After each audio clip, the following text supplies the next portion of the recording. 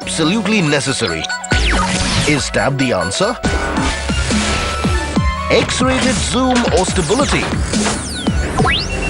How many giga makes byte sound right? Up on deck 2. Report to CIC immediately. Which game is virtually up? Lambent stocks detected. Press beep for geeks. Gadgets and Gizmos show on Headlines Today.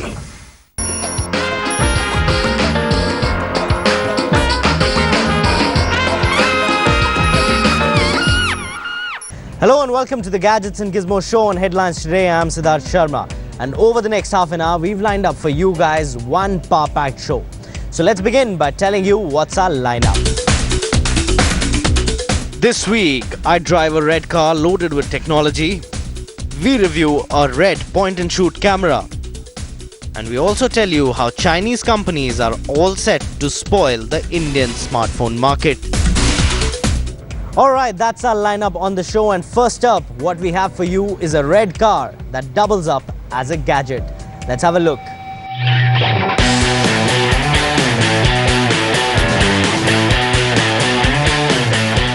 This is the beast that Audi plans to unleash on the Indian roads soon, very soon.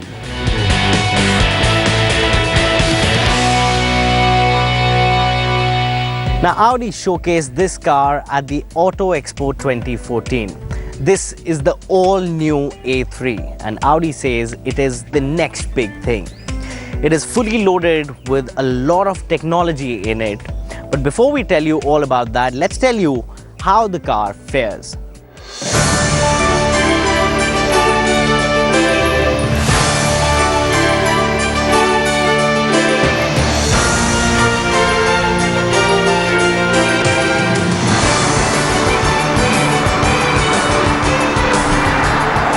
Touted as the World Car of the Year, the A3 derives design lines from its elder siblings, the A4. Like all Audis, the single-frame radiator grille is the primary element up front. The looks are sporty and compact. This car will come in India with two variants, the 35 TDI diesel and a 40 TFSI petrol engine.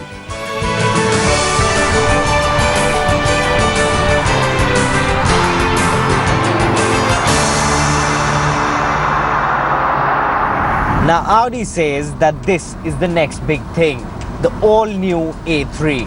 And trust me guys, diesel or petrol, this is a pocket rocket.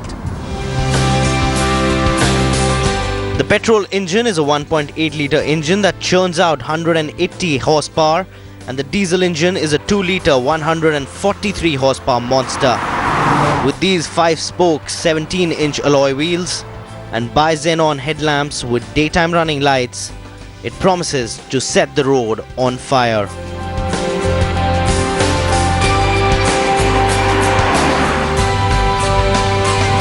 Now the car is good, really good. But that's not about it. Audi's loaded it with some serious technology on it. And you also get something called a gesture control with the MMI panel of this one.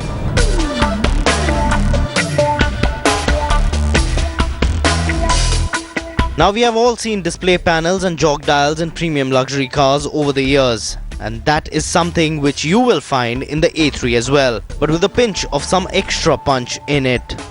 The infotainment system on the Audi A3 offers a comprehensive range of modules, like the bass churning Audi sound system, the MMI touch jog dial, and now finally the MMI Navigation Plus. And all of it boils down to this. The 7-inch display is ultra sleek and is just beautiful.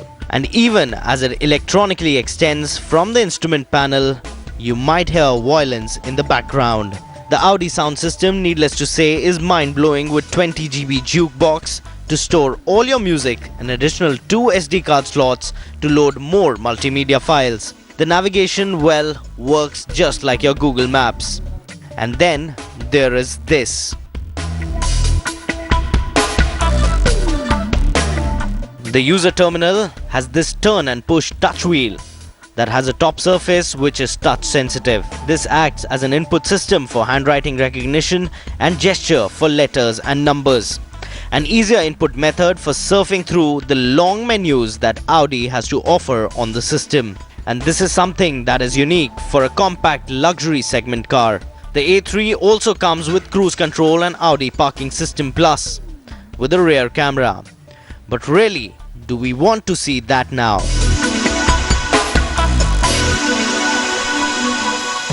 Now the MMI system on the all-new Audi A3 is brilliant.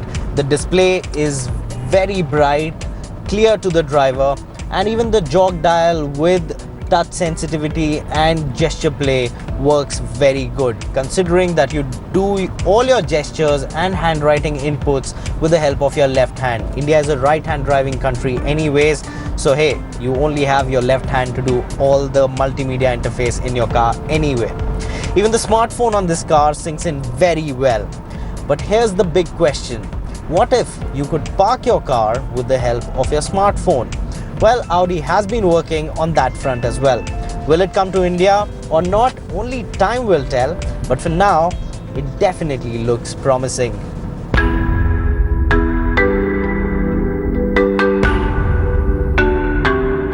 Audi driverless parking, although engineers involved with the project says it's most likely a decade away from production, but the prospect that it showcases is interesting.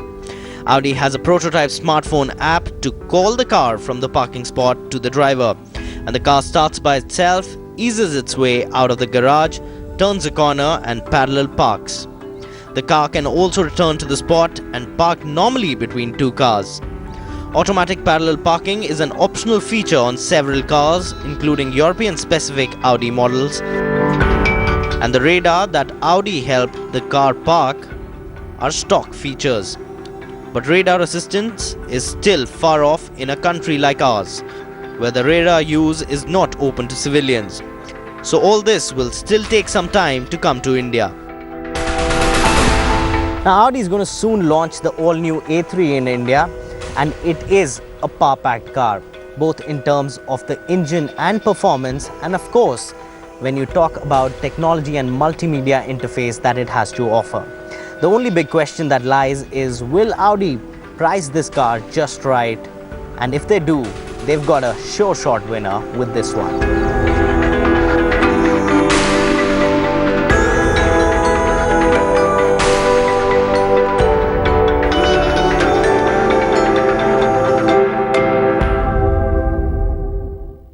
Smartphones these days come loaded with a 16-megapixel camera on them.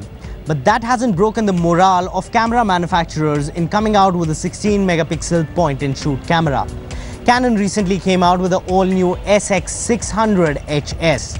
And up next on the show, we get you a review.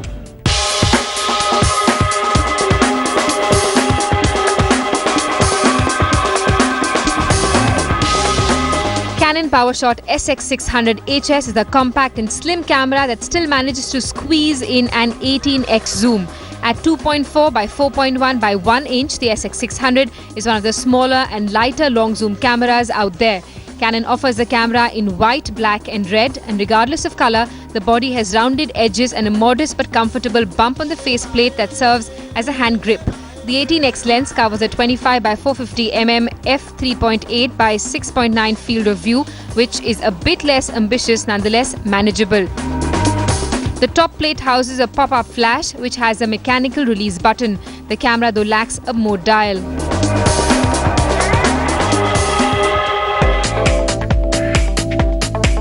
Rear controls include buttons to access the menu, play images, record movies and connect to a device via Wi-Fi.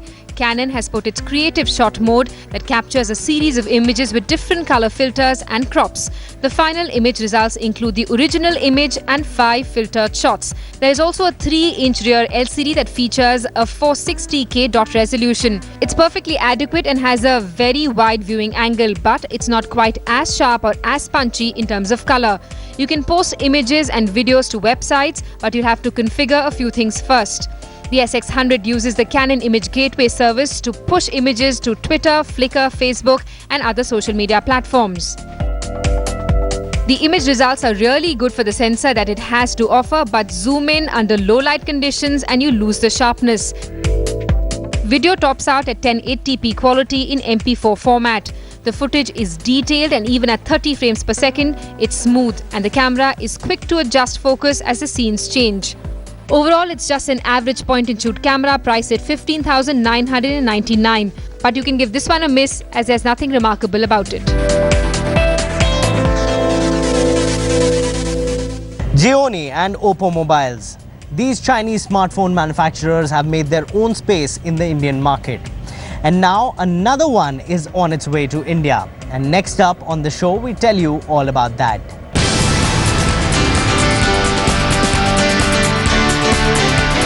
This is the smartphone that Xiaomi has launched in India. It's called the Xiaomi Mi3. Available only online at a price tag of Rs 13,999 rupees, this smartphone packs in a lot of features. Up front, it has a 5-inch Full HD 1080p IPS display, enabling super crisp details and incredible viewing angles. Mi3 is powered by a 2.3 GHz Qualcomm Snapdragon 800AB processor. The primary camera is a 13-megapixel one with dual LED flash and industry-leading HDR functionality for amazing photos. Xiaomi Mi3 supports high-speed HSPA plus 3G connectivity up to 42 Mbps. And to top it all, it has a 3050 mAh internal battery. With all this packed in, this makes it a lucrative smartphone with just a slight hitch. It's Chinese. Now 2014 has seen many new wearable technologies make its way into the Indian market. And now an Indian manufacturer is trying its luck in this segment, making a smartwatch for as low as 3,999 rupees. Yes, we're talking about the all-new Spice Smart Pulse, and next up on the show, we get you a review.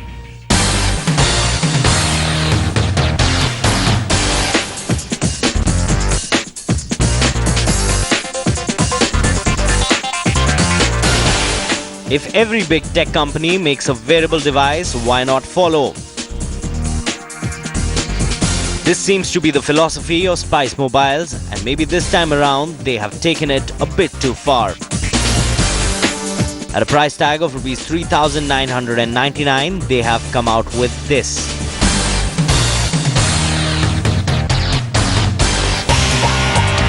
Meet the all-new Spice Smart Pulse. The box says it's a phone, it's a watch, with an exclamation mark. And that says it all, that the product in itself is confused. So what is this new wearable tech? With a shoddy build quality that tries to replicate the good build quality of the Samsung Galaxy Gear, the Smart Pulse is a smartphone to start with. It has dual SIM capabilities. Smart Pulse features a 1.6-inch capacitive touchscreen with a resolution of 240 by 320, FM radio and a microSD card slot with a support for up to 8 GB memory. The watch only supports 2G networks. Spice also offers changeable wristbands for the watch.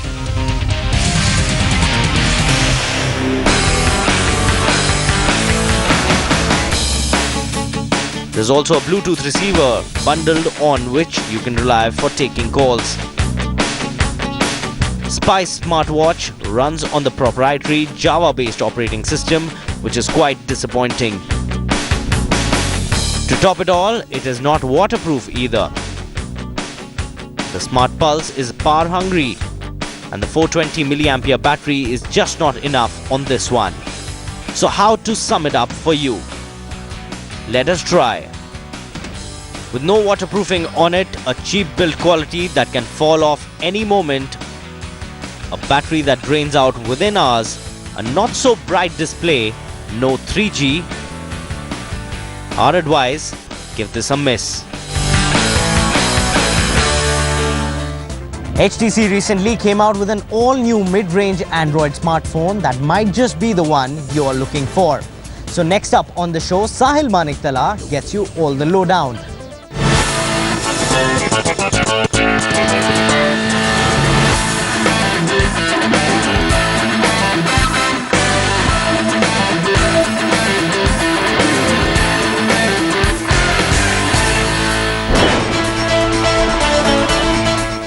newest member of the HTC family is the Desire 516.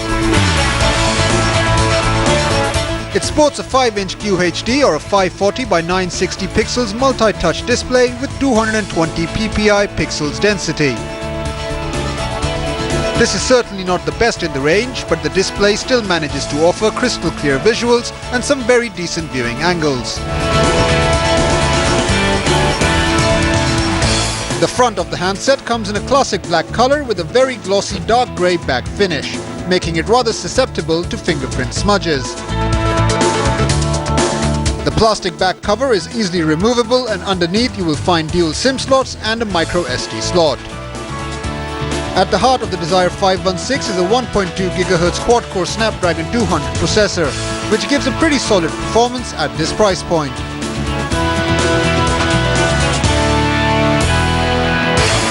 It is joined in by Adreno 302 GPU and a 1GB RAM, which complements the processor speed quite well. Both low to heavy graphic games ran smoothly on the handset, and we did not encounter any lags in day-to-day usage. Now, the HTC Desire 516 runs on the older Jelly Bean operating system, which is personally something I can live with. But what I can't live with is the fact that it's not upgradable to the latest KitKat version. The only saving grace over here is the latest HTC Sense 5.1 user interface, which actually works quite well and somewhat makes up for the older Android system.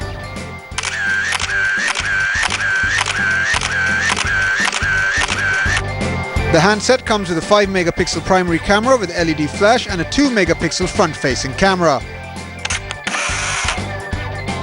Like most HTC phones, even this one impresses with camera quality, and despite a low megapixel count, offers good quality images and is even capable of recording 720p videos. Now, the one annoying thing about the Desire 516 is its internal storage capacity. The onboard storage is only 4GB, which is nearly not enough for all your favorite games and apps. Yes, it is expandable up to 32GB via micro SD card, but if you ask me, at least 8GB should have been provided to make this device better than the rest.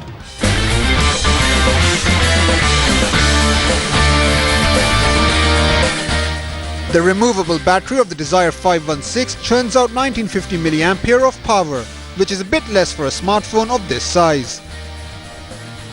With a full charge and heavy usage, it will still last you a little less than a day. For a price tag of 14,200 rupees, the HTC Desire 516 is a decent attempt by HTC to rival the likes of Moto G, but it somewhat falls short of expectations.